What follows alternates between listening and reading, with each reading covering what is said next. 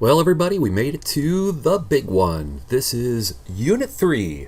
In Unit 3, we're going to learn about trigonometric expressions and trigonometric equations and trigonometric identities.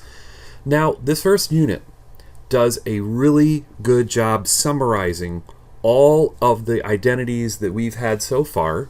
It's not going to be the only ones we're going to have because, in fact, this unit actually teaches us a couple more formulas, such as the half-angle, double-angle formulas, also the sum and difference formulas, and if time permitting, the sum to product and product to sum formulas. At the very end of this unit, we are going to have a big section talking about verifying trigonometric identities. Now, this first unit is called, or this first section in this book is called verifying trigonometric identities, but it kind of does so in a very light way.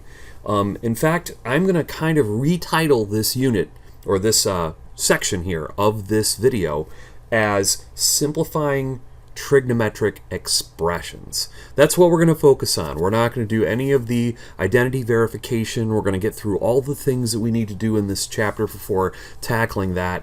And what we're going to do in just this video is summarize what we've learned so far. And some of this stuff goes all the way back to the very first video that you've watched, and it's probably in this course. So it's probably best that we start off with the most important identities in trigonometry, the Pythagorean identities. And I strongly recommend that you remember back to that first video where we talked about Pythagorean theorem, a squared plus b squared equals c squared, and kind of done so for the unit circle, which gives us a few of our very important trigonometric identities. So here's one of them.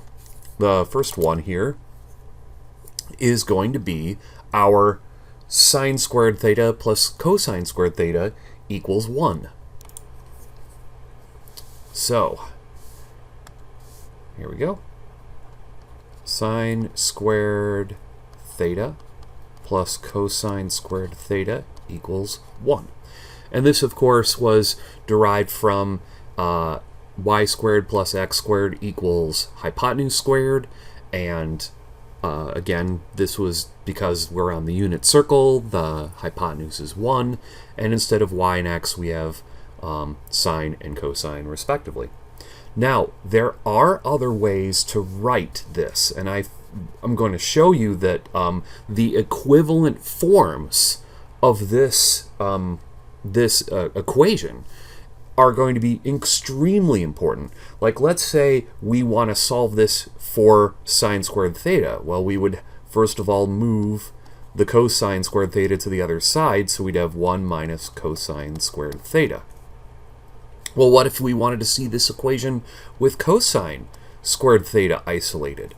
Then we would move this to the other side as well. We would say, because again, this is equivalent to the second equation, and if we subtracted sine squared theta from both sides, these three equations are all equivalent. It's just writing this in three different ways. Now let's do the tangent and secant ways. Okay, so the one way that most people have it is 1 plus tangent squared theta is equal to secant squared theta. And sometimes books have it written tangent squared theta plus 1 because addition is commutative. Other ways I've seen this written in terms of tangent, where the tangent squared theta is equal to secant squared theta minus 1. And every once in a while, I'll see this written in terms of the 1 being isolated. So 1 is equal to secant squared theta minus tangent squared theta. Every once in a while, I'll see this. So these three red equations are all the same. So these are all true equivalencies based on this idea, and you can see this actually derived in the video from the first session of this course. Now let's take a look at the cotangent, cosecant relationships here. 1 plus cotangent squared theta is equal to cosecant squared theta. Okay, now we can manipulate this too. We can write this in terms of cotangent squared theta if we wanted to. Cotangent squared theta is equal to cosecant squared theta minus 1. And also we could have this thing, I've seen it seldom written this way, but sometimes have the 1 isolated. So we would subtract cotangent squared theta from both sides. So we'd have cosecant squared theta minus cotangent squared theta. So all 9 of these equations will be heavily used in verifying trigonometric identities, or in this section, simplifying trigonometric expressions. Now I do have to highlight something of a subtle power rule. I want to just take a look at any trigonometric function. This could be sine, cosine, or tangent, and you'll notice that it's squared theta, okay? So it's sine squared theta. This is equivalent to, but written slightly different as, sine theta squared. But these are equivalent. In fact, your XYZ homework is probably going to have you write it in this format because it's easier to put the power at the end of the trigonometric function. Okay, and again, it's a subtle difference, but it is true that the square of sine theta is equivalent to the square of sine with theta. So sine squared theta is equal to sine theta squared, and that's this whole thing squared here. So again, this is a subtle distinction, and if you have struggles with XYZ homework, try to put it in this form as your final answer. And so I want to highlight that. And in fact, there are some books or classes that make you do this conversion by hand, and you'll see this in the videos that I will do much later, and you can see why we just kind of treat these as equivalent instead of going through the small steps to go from one to the other. Okay, so again, what you see here is going to be the same as here. These underlined pieces are equivalent. So again, very important for XYZ homework, but probably more academic than practical right now. So let's get into the reciprocal identities. Okay, so these are going to be useful too. The reciprocal identities is noticing that cosecant is the reciprocal of sine. Therefore, if I go 1 over cosecant theta, then I actually have this equal to sine. So 1 over, because this is like saying 1 over sine, and then you'd skip flip multiply, and you'd have this back to sine. These reciprocal identities are incredibly useful in simplifying trigonometric expressions.